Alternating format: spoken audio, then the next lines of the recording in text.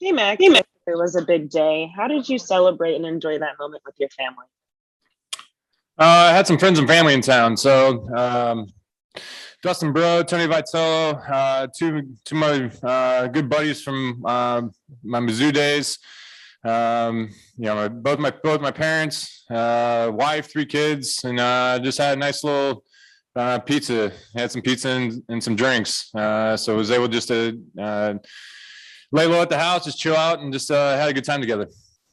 And you've been with the team now for a little bit over a month. And I feel like we haven't got the chance to talk about it. But how was the transition when you kind of reflect on it? How has it been to LA for you? It's been great. It's been easy, but it's also easy because these guys they have a good thing going. They got a good chemistry amongst themselves, and over the years, I've come across these guys numerous times. So I have a history of kind of knowing some of these guys. So having Trey over here as well made for the transition to be pretty easy, and that's more of a testament to the guys that are in that clubhouse before me than me coming in there. And what is the focus for you as you continue to build relationships with Will Smith, Austin Barnes, and even working with the pitching staff? Really try to, for me, I know my sequences, I know my checks, I know what I'm trying to do with the baseball, but also try to let them have them give me feedback as well of what they see. They see the game in a completely different way than I do, and that's a good thing. And so whenever, because you're never 100% right, no matter what I do, no one's 100% right. So you try to let other people, find flaws in your game or when you become predictable, and let them make suggestions of how to get better, and always find a way to basically skin the cat a different way. So. For me, working with Barnesy, working with Will, once where we're at now, try and get on the same page as much as possible, but also let them, hear their critiques about how I pitch. Thanks, Max. Next question's from Dave Assay. Go ahead. Max, when hitters are going good, you always hear them being in this zone. Is there any zone for a pitcher when you're going good?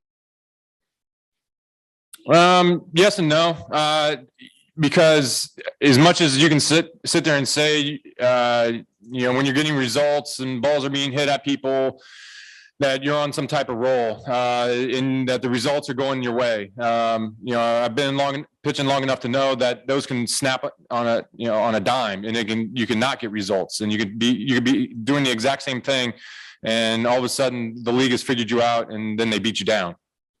So. That's where, for me, I really don't try to get caught up in necessarily, what the results are. More focused on the process, what my mechanics are, how I'm delivering the ball, how I'm sequencing guys, and just to see the type of swings that guys are getting off in certain situations, and always trying to critique myself to find a way to get better every single time, no matter what the results are, whether they're good or bad. Max, I heard you say yesterday that was the fourth time that you faced the Padres, and this is where it gets a little bit tougher when opposing teams see you more in 1 year. Does a lot more preparation go into this time of year because of that than maybe the first couple of months of the season? No, the preparation is just different. These guys, they know the Padres, they're very familiar with them. They know their hitters, they know their strengths and weaknesses. Now I'm kind of on the same page with that. You get to this point, now you're hitting the different checks. Like, you recognize what's happened in the past couple games, of when you've gotten beat, how you're going to avoid that, what pitches you need to throw in certain situations, what you're going to do a little bit different. So the game plan just evolves a little bit more. It's less on trying to understand what the hitter can do. Now you know what the hitter can do. How do you continue to beat them?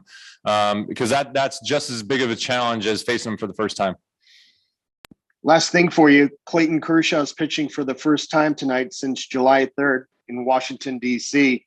He's seen you pitch a lot as a Dodger. Are you anxious to see him on this side go out there? Oh, of course. I've been dying to see it. I've faced him for so many years and compete against him. This is a great thing. I've always wanted to be on his team and watch him go out there and compete and watch him do his thing, and just see how he goes about and does his business. So I'm really excited to watch him go out there today. Next question is from Fabian. Yeah, go ahead. Hey, Max, just sort of on that. I mean, is there anything you've come to learn or appreciate about being around Clayton just in this time that you guys have been teammates? Yeah, he definitely gets after it in the gym. I mean, he's the first one here. He's getting after it every single day. There's no corners cut. So that was expected. I mean, I've seen him work out before. I mean, he definitely gets after it morning, noon, and night. So it's just fun to be in the weight room and see him going and be a part of this rotation and go out there and doing your thing. And the days in between your starts is that's the grind. That's the fun time of what it takes to go out there and be consistent and be able to go out there and make every single post, because it takes hard work in between your starts to do that. So unfortunately, he's been dealing with a forearm thing. Hopefully he's through that, and hopefully he gets on a roll here and good things happen in the future. And obviously, it's the sixth Cy Young between the two of you, but also Walker's having the season he has, Julio's having the season he had.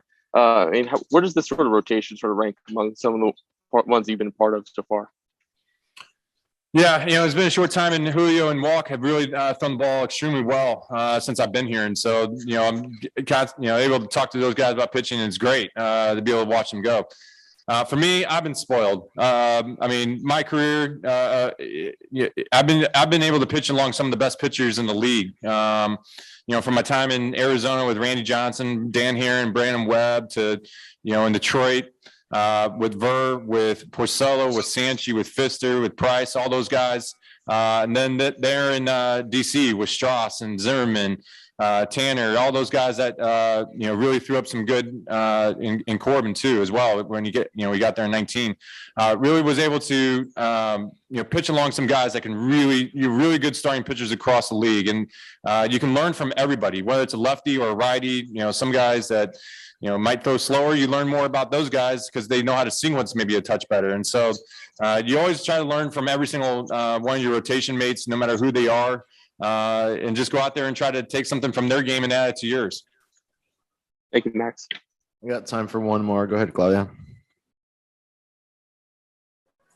Hey, Max, I want to say, first of all, congratulations. Now that October is around the corner, I know chasing the Giants hasn't been easy. You guys could be going to the wild card game at probably the postseason. What do you expect to improve about yourself in the next few weeks? I mean, Look, every single time out, I gotta win. There's no secret to that. We're in a thick pennant race, especially division race with the Giants.